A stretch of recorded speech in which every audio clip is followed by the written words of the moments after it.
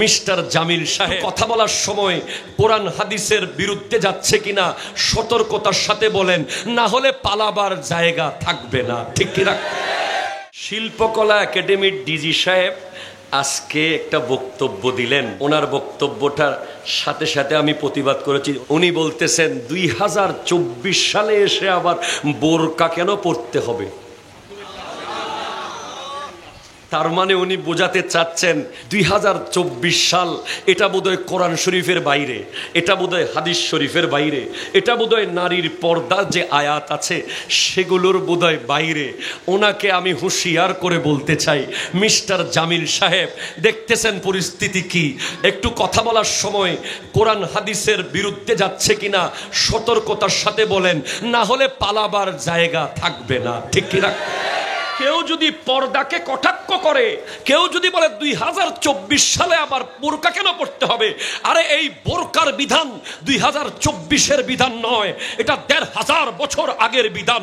হযরতে আয়েশা সিদ্দিকা রাদিয়াল্লাহু তাআলা আনহা জমিনের উপরের মানুষকে তো পর্দা করতেন, জমিনের নিচে মাটির তলে কবরে শুয়ে থাকা ব্যক্তিকেও পর্দা করেছেন আমার নবীর বিবি হযরতে আয়েশা। আজকে আমাদের দেশে একদল মনে করে যে বোরকা পরলে বোধহয় আনস্মার্ট, খোলামেলা থাকলে বোধহয় স্মার্ট। না, যত বেশি একজন নারী নিজেকে আবৃত করবে পর্দার ভিতরে, সে তত বেশি স্মার্ট দুনিয়াতে এবং আল্লাহর কাছে। ঠিক কিনা বলেন না?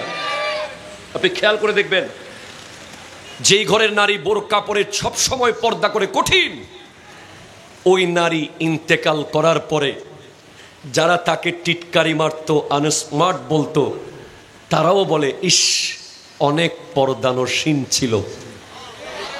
ঠিক কিনা জোরে বলেন?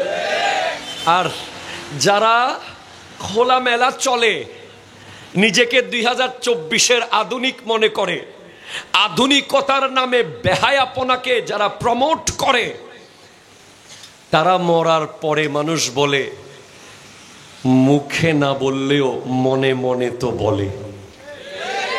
আপনি কি করছেন, কেমন আছেন, কেমন ছিলেন, রোয়াজার হাটে আপনার বিচরণ কেমন ছিল, মানুষের সাথে আপনার কথাবার্তা কেমন ছিল, আপনি যখন মারা যাবেন, আমি যখন মারা যাব, জানাজার লাশ যখন সামনে আসবে, মুখ হয়তো বন্ধ রাখতে পারবো, মানুষের লজ্জার কারণে ব্রেইনকে তো আর বন্ধ রাখা যাবে না। ব্রেইনের মধ্যে একের পর এক চলে আসবে, হাই হাই হাই বড় বেহায়া ছিল, হাই হাই হাই বড় নির্লজ্জ ছিল, হাই হাই হাই বড় সুদখোর ছিল, হাই হাই হাই বড় ঘুষখোর ছিল, হাই হাই হাই বড় জালেম ছিল। তার মানে ব্রেইনকে আপনি কোনোদিন বন্ধ রাখতে পারবেন না।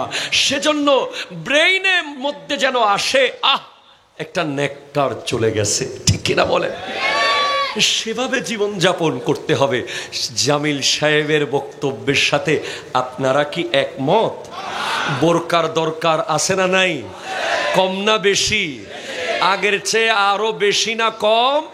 যত বেশি বোরকা আপনার বোন, আপনার মা, আপনার বিবি, আমার বোন, আমার মা, আমার বিবি পড়বে, তত বেশি প্রজন্ম আদবওয়ালা হবে, পেট থেকে আল্লাহর ওলি বের হবে। ঠিক কিনা কথা বলে? হুঁশিয়ার করে দিলাম, খবরদার আরেকবার নারীদের পর্দা, বোরকা, নেকাব নিয়ে আধুনিকতার নামে বেহায়াপনাকে যদি উস্কে দেন, আহলে সুন্নাত ওয়াল জামাতের উলামায়ে কেরাম রাজপথে নামতে বাধ্য থাকবে। ঠিক কিনা কথা জোরে বলেন?